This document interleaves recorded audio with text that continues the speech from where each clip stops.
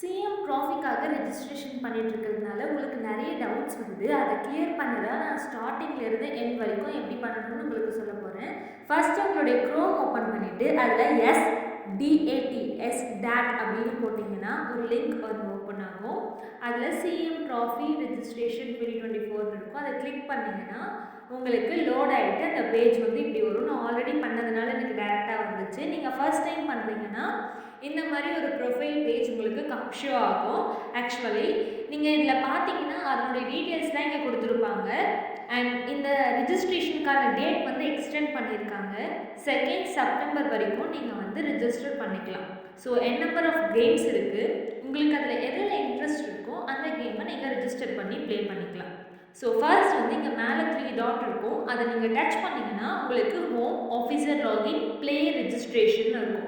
நீங்கள் இதில் தேர்டாக இருக்க பிளேயர் ரெஜிஸ்ட்ரேஷன் அப்படின்ற லிங்கை டச் பண்ணிங்கன்னா உங்களுக்கு இந்த பேஜ் ஓப்பன் ஆகும். ஸோ இது ஓப்பன் ஆச்சுன்னா நான் ஆல்ரெடி உங்களுக்கு சொல்லியிருக்கேன் ஃபர்ஸ்ட் வீடியோவில் நியூ பிளேயர் ரெஜிஸ்ட்ரேஷன் இருக்கிறத நீங்கள் கிளிக் பண்ணிங்கன்னா மேலே இருக்கிறத கிளிக் பண்ணிங்கன்னா தமிழில் இருக்குது, கீழே வந்து இங்கிலீஷில் இருக்கும். ஸோ நீங்கள் அதை கிளிக் பண்ணிங்கன்னா உங்களுக்காக ரிஜிஸ்ட்ரேஷன் ப்ராசஸ் பேஜ் வந்து ஓப்பன் ஆகும். உங்களுக்கு ஏதாச்சும் டவுட் இருந்ததுன்னா கீழே வந்து மேனுவல் ரிஜிஸ்ட்ரேஷனுக்கான மேனுவல் கொடுத்துருப்பாங்க. அதை டச் பண்ணி படித்து பார்த்துக்குங்க. அண்ட் என்னென்ன ஈவெண்ட்ஸ் இருக்குது, விளையாட்டு போட்டிகள் இருக்குன்றத தேர்டில் இருக்க லிங்கை டச் பண்ணிங்கன்னா உங்களுக்கு ஷோ ஆகும். அதே மாதிரி 4th ஃப்ரீக்வெண்ட்லி ஆஸ்க்டு கொஷின்ஸ்க்கான லிங்க் இருக்கும். அதை டச் பண்ணிங்கன்னா உங்களுக்கு எல்லாமே பிடிஎஃபாக டவுன்லோட் ஆகும். அதை ரீட் அவுட் பண்ணிவிட்டு நீங்கள் ரெஜிஸ்ட்ரேஷன் ப்ராசஸை ஸ்டார்ட் பண்ணிக்கலாம். ஃபர்ஸ்ட் வந்து நான் நியூ பிளேயர் ரெஜிஸ்ட்ரேஷன் தான் போக போகிறேன். ஃபர்ஸ்ட் வந்து அதை கிளிக் பண்ணிக்கிறேன். ஸோ இங்கே வந்து ஜென்ரல் இன்ஃபர்மேஷன் வந்து கொடுத்துருப்பாங்க. நீங்கள் ஸ்கூல் ஸ்டூடெண்ட்டா இல்லாட்டி நீங்கள் ஸ்கூல் ஸ்டூடெண்ட்டாக இருந்தீங்கன்னா 12 to 19 இயர்ஸ்க்குள்ளே இருக்கணும். அதே காலேஜ் கேட்டகரியில் வந்தீங்கன்னா உங்களுக்கு வந்து 17 to 25 இயர்ஸ்க்குள்ளே இருக்கணும். டிஃப்ரெண்ட்லி ஏபிள்ட் பர்சனாக இருந்தீங்கன்னா உங்களுக்கு ஏஜ் லிமிட் கிடையாது. அண்ட் ஜென்ரல் கேட்டகரியில் வந்தீங்கன்னா உங்களுக்கு 15 to 35 இயர்ஸ் அப்படின்னு சொல்லிட்டு மென்ஷன் பண்ணியிருக்காங்க. ஸோ இது எல்லாமே நீங்கள் ஃபுல்லாக ரீட் அவுட் பண்ணிவிட்டு ஃபைனலாக வந்து நீங்கள் வந்து இங்கே அக்ரின்ற ஒரு பட்டன் இருக்கும் ப்ளூ கலர். அதை கிளிக் பண்ணிங்கன்னா உங்களுக்கு ரெஜிஸ்ட்ரேஷன் பேஜ் ஓப்பன் ஆகிடும். ஸோ இங்கே வந்து பிளேயரோட ரெஜிஸ்டர் நேம் வந்து நீங்கள் போடணும். ஸோ ஆஸ் பர் ஆதாரில் இருக்க மாதிரி நீங்கள் போட்டுக்கலாம். நான் இங்கே ஒரு எக்ஸாம்பிளுக்கு ஹரிஹரன் அப்படின்னு போடுறேன். அவங்களோட டேட் ஆஃப் பர்த் செலக்ட் பண்ண போகிறேன்.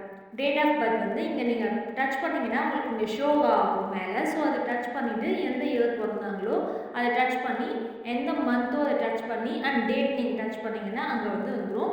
அவங்களுக்கு ஏஜ் வந்து கீழே ஷோ ஆகும். நெக்ஸ்ட் அவங்களோட மொபைல் நம்பர் வந்து நீங்கள் இங்கே டைப் பண்ணிக்கணும். அவங்க மேல்னா மேல், ஃபீமேல்னா ஃபீமேல்னு கொடுத்துக்கோங்க. அதே மாதிரி இங்கே ஆதார் நம்பர் நான் இங்கே 0ன்னு போடுறேன். நீங்கள் வந்து ஒரிஜினலான அவங்களுடைய ஆதார் நம்பர் நீங்கள் டைப் பண்ணிக்கோங்க. அண்ட் கேட்டகரி அவங்க வந்து ஸ்கூல் கேட்டகரியா இல்லை காலேஜா, டிஃப்ரெண்ட்லி ஏபிள்டு பர்சனா இல்லை government employee or general public, இதில் எந்த கேட்டகரியில் வருவாங்களோ அதை செலக்ட் பண்ணிக்கோங்க. நான் ஸ்கூல்னு செலக்ட் பண்ண போகிறேன். அண்ட் நெக்ஸ்ட் ஸ்போர்ட்ஸோட டிசிப்ளின் அத்லெட்ஸ் டச் பண்ணிங்கன்னா அதில் வந்து நிறைய கேட்டகரி வரும். அந்த கேட்டகரியில் எது வர போகிறாங்க, அவங்க வந்து ஹை ஜம்ப் பண்ண போகிறாங்களா, லாங் ஜம்பா, அந்த மாதிரி. சப்போஸ் அவங்க வந்து வேறு ஏதாச்சும் பேட்மிண்டன், பாஸ்கெட் பால், இங்கே நிறைய இருக்கு இல்லையா, ஸ்விம்மிங், அதில் எது வேணுமோ அது அவங்களுக்கு எதில் இன்ட்ரெஸ்ட் இருக்கோ அதை அவங்க டச் பண்ணிட்டாங்கன்னா கீழே வந்து அதனுடைய அந்த சப் கேட்டகரி வரும் இல்லையா, அது வந்து எதில் போக போகிறாங்கன்றதை எனக்கு டச் பண்ணிக்கணும். ஸோ நான் அவங்களுக்கு 100 மீட்டர் அப்படின்னு டச் பண்ண போகிறேன். அண்ட் அப்படி அவங்களுக்கு 100 மீட்டர் வேணாம், வேறு ஏதாச்சும் வேணும்னா நீங்கள் அதை கேன்சல் பண்ணிவிட்டு ஹை ஜம்ப் அப்படின்னு கொடுத்துக்கலாம். ஸோ அவ்வளோதான். கொடுத்துட்டு நீங்கள் டிக் பண்ணிட்டீங்கன்னா நெக்ஸ்ட் ஓப்பன் ஆகிடும். இப்போ வந்து இந்த இடத்துல வந்து நீங்கள் என்ன பண்ணணும்னா அட்ரஸ், அந்த பர்சனோட அட்ரஸ் ஆஸ் பர் ஆதாரில் இருக்க மாதிரி நீங்கள் டைப் பண்ணிக்கலாம். இங்கே நெக்ஸ்ட் அவங்க வந்து படிக்கிற டிஸ்ட்ரிக்ட், இப்போ அந்த பையன் வந்து எந்த டிஸ்ட்ரிக்ட் படிக்கிறான், நான் வந்து இங்கே சேலம் அப்படின்னு கொடுக்க போகிறேன். நீங்கள் எந்த டிஸ்ட்ரிக்டில் படிக்கிறானோ அந்த டிஸ்ட்ரிக்ட், நான் ஸ்கூல் மென்ஷன் பண்ணுறதுனால இங்கே அந்த மாதிரி கொடுக்கணும். நெக்ஸ்ட் அவங்களோட ஆதார் வந்து இங்கே நீங்கள் டச் பண்ணிங்கன்னா இங்கே கிளிக் டு அப்லோட் இருக்கு இல்லையா, அதை டச் பண்ணிங்கன்னா இங்கே ப்ளூ கலரில் பிளிங்க் ஆகி கீழே வந்து ஃபைல்ஸ் வரும். நீங்கள் ஃபைல்ஸில் போயிட்டு செலக்ட் பண்ணி ஃபைல்ஸ் டச் பண்ணிவிட்டு அந்த ஃபைலை வந்து நீங்கள் இதில் சூஸ் பண்ணிக்கலாம். அப்புறம் ஆதார் வந்து இங்கே அப்லோட் ஆகிடுச்சுன்னா ஃபைனலாக நீங்கள் சப்மிட் கொடுத்தீங்கன்னா இந்த ரெஜிஸ்ட்ரேஷன் ப்ராசஸ் கம்ப்ளீட் ஆகிடும். கம்ப்ளீட் ஆன பிறகு அந்த பேஜ் வந்து நார்மலாக இப்போ நம்ம ஃபஸ்ட்டில் இருந்துச்சு இல்லையா அந்த பேஜுக்கு ஓப்பன் ஆகும். இந்த பேஜுக்கு வந்துடும் நீங்கள் சப்மிட் கொடுத்துட்டிங்கன்னா. ஸோ இப்போ உங்களுக்கு சப்மிட் பண்ணிட்டேன், நெக்ஸ்ட் ஸ்டெப் எப்படி வரும் அந்த மாதிரி உங்களுக்கு டவுட் இருந்ததுன்னா நீங்கள் ஒரு மொபைல் நம்பர் கொடுத்துருப்பீங்க இல்லையா, எல்லா இன்ஃபர்மேஷன்ஸுமே வரும். அதை வச்சு தான் நீங்கள் நெக்ஸ்ட் டைம் லாகின் பண்ணி செக் அவுட் பண்ணுறதுக்கு யூஸ்ஃபுல்லாக இருக்கும். புரிஞ்சிருக்கும்னு நினைக்கிறேன்.